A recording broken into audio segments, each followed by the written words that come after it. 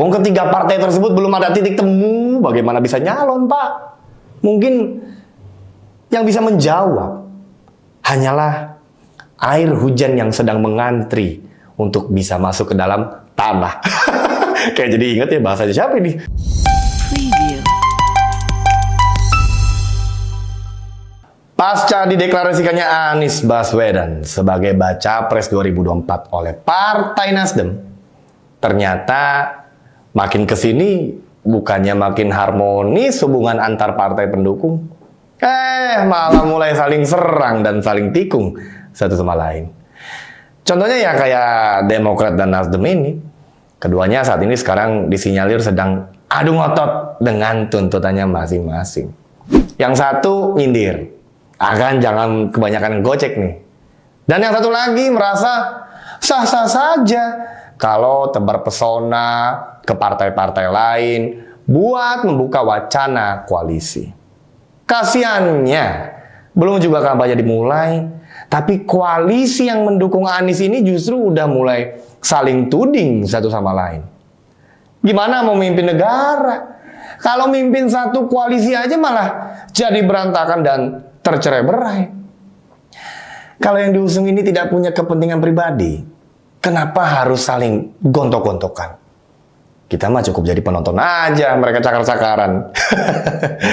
Sekarang begini, ketika seseorang yang punya rekam jejak dalam meraih kekuasaan dengan memperjualbelikan isu-isu rasisme, politik identitas, dan menggunakan narasi-narasi kebencian di masa lalu, tentu saja rakyat tidak akan menaruh simpati kepada partai yang berusaha mendorong tokoh tersebut.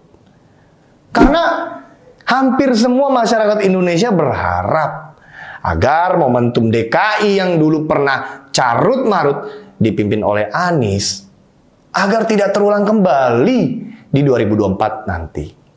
Gampang kok mengklasifikasikan partai yang punya kepentingan pribadi untuk mendorong seseorang yang sebenarnya nggak punya pengalaman dalam memimpin. Contohnya ya kayak yang sekarang ini. Mereka saling curiga dan meragukan antar koalisi, sehingga nggak fokus dalam membangun koalisinya. Kalau dari kacamata gua, kenapa pengusungan Anies sebagai capres di 2024 ini masih dibumbui dengan cakar-cakaran? Ya, asumsi gua sih karena mereka belum selesai dengan dirinya sendiri. Artinya masih ada bau-bau kepentingan yang harus mereka akomodir. Begitu juga dengan banyaknya protes dan komplain dari para pendukung Anies yang merasa kalau saat ini Anies berada di gerbong oligarki yang penuh dengan kepentingan dan berpotensi akan disetir layaknya boneka. Otomatis kader bakal panik nih. Karena selama ini mereka menuding Pak Jokowi sebagai petugas partai yang disetir sana-sini. Akhirnya mereka harus menelan ludahnya sendiri. Karena sang pujaan justru terjerembab dalam lingkaran oligarki yang mengharuskan mengakomodir kepentingan para pemodalnya. Munculnya gelombang protes dari kubu Demokrat dengan mengeluarkan statement yang cukup keras adalah tanda bahwa koalisi Nasdem dan Demokrat memang belum ketemu titik kesepakatan. Ditambah lagi, ada beberapa politisi Nasdem yang mengeluarkan pernyataan terkait adanya peluang untuk Gibran sebagai pendamping Anies. Tentu saja para pembela putra mahkota Cikeas meradang karena merasa terhianati dengan statement tersebut. Sampai-sampai Andi Arief pun harus mengingatkan bahwa ketika Nasdem bertemu dengan figur di luar PKS dan Demokrat, agar Nasdem jangan menawarkan sana-sini. Upaya ini dianggap sebagai cara Nasdem untuk mencari sosok yang ideal di luar kesepakatan atau pembahasan sebelumnya dengan Demokrat dan PKS.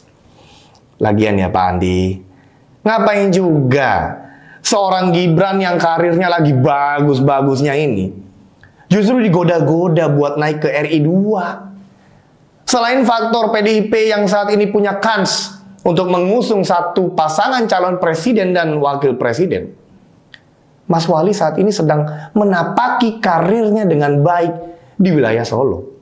Dan dia akan menuntaskannya dengan sempurna. Sekali berwali kota Mas Gibran, nggak perlulah digodain begitu. Cukup dari kendaraannya sendiri aja, yakni PDIP. Kita yakin Mas Gibran bisa maju ke RI 1. Nanti pada waktu yang tepat. Kalau gua lihat-lihat calon yang dipromosiin Nasdem sana sini, biar bisa ketemu pasangannya, kok ya kesannya kayak ini barang obral. Maaf loh ya, ini cuman asumsi saya. Habisnya kalau Nasdem pede dengan pilihannya, mestinya nunggu aja calon pasangannya dari partai lain yang merasa yakin kalau Pak Anies ini layak dan berpotensi untuk menduduki RI 1 di 2024 nanti. Kasihan Pak Anies dong, ditawar-tawari begitu kayak barang apaan aja. Biar begitu kan beliau punya pengalaman memimpin DKI dengan segala keterbatasannya kan. Meskipun ya DKI memang tidak maju, tapi setidaknya dia pernah ngerasain duduk di kursi gubernur. Jadi jangan underestimate gitu dong dengan calon yang diusung. Sekarang mari kita simak aja drama politik yang sedang disuguhkan oleh koalisi yang mengusung Anies ini.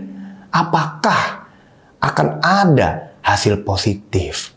Atau justru ketiganya makin renggang dan mulai memalingkan wajah dengan ketidakpercayaan mereka, sambil menunggu satu sosok yang lebih proper dan capable untuk dideklarasikan oleh partai. Contohnya ya seperti Bapak Ganjar Pranowo yang sudah jelas karir politiknya gemilang sejak awal, kemampuannya dalam problem solving, dan karakternya yang merakyat begitu lekat pada dirinya.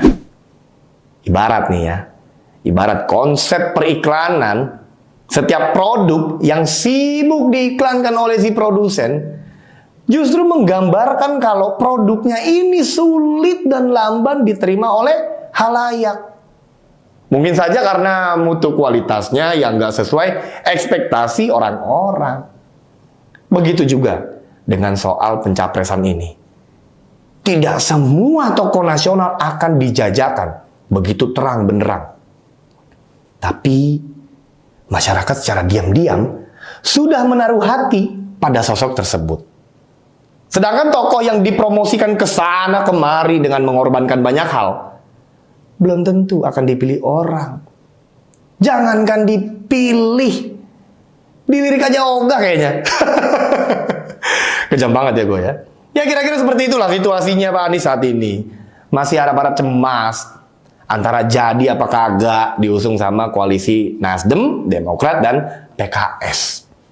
Wong ketiga partai tersebut belum ada titik temu bagaimana bisa nyalon, Pak. Mungkin yang bisa menjawab hanyalah air hujan yang sedang mengantri untuk bisa masuk ke dalam tanah. Kayak jadi ingat ya bahasanya siapa ini. So, kalau bicara politik, dahulu Joseph Schumpeter pernah berkata, ketika politik mengajarkan bahwa tugas politikus sesungguhnya melaksanakan kehendak rakyat, namun yang terjadi, mereka hanya mementingkan dirinya sendiri. Bilik Ferlin tutup dulu, kita buka lagi di lain kesempatan. Gaskan!